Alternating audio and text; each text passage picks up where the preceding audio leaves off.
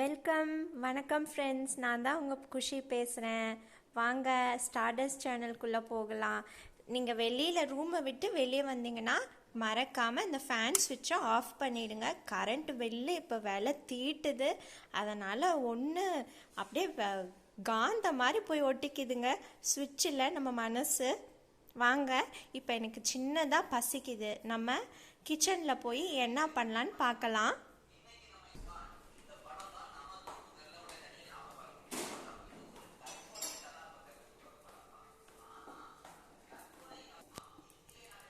Friends, welcome again. பாருங்கள், இப்போ நம்ம தோசை தான் சுட்டு சாப்பிட போகிறோம். கொஞ்சம் சளியாக இருக்குது, இருமல் வருது, அதனால் எப்பயுமே நம்ம ஆம்லெட்டில் பெப்பர் போட்டு தான் நம்மளுக்கு பழக்கம். ஆனால் இப்போ பாருங்கள், நாங்கள் புதுசாக பெப்பரை தோசை மேலே போட்டு பெப்பர் தோசை பண்ணிட்டோம். சரி, இன்றைக்கி ஓணம் ஸ்பெஷல் காட்டி நம்ம செஞ்சோம் இல்லைங்களா, அந்த குழம்பு, நம்ம சோயா குழம்பு, அதை தான் நம்ம சாப்பிட போகிறோம். சரி, சுட்டு முடிச்சுட்டு எப்படி இருக்குன்னு சொல்கிறேன். பசி வயிற்ற கிள்ளுதுங்க. இப்போ உடனே சாப்பிட்டாதான் எனக்கு மனசே லேசாகும். மணி வேற 4:30 ஆகுதா. ஸோ நல்ல ஸ்நாக்ஸ் டைமுக்கு ஏற்ற ஒரு டிஷ்ஷு தான் இன்றைக்கி.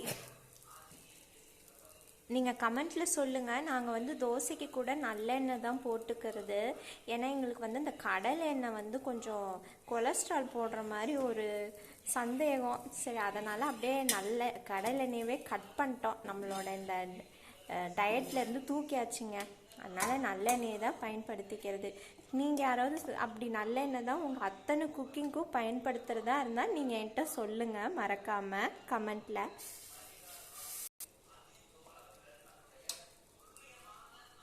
பாருங்கள் ஃப்ரெண்ட்ஸ், குழம்பு எப்படி பார்க்க எம்மியாக இருக்கா.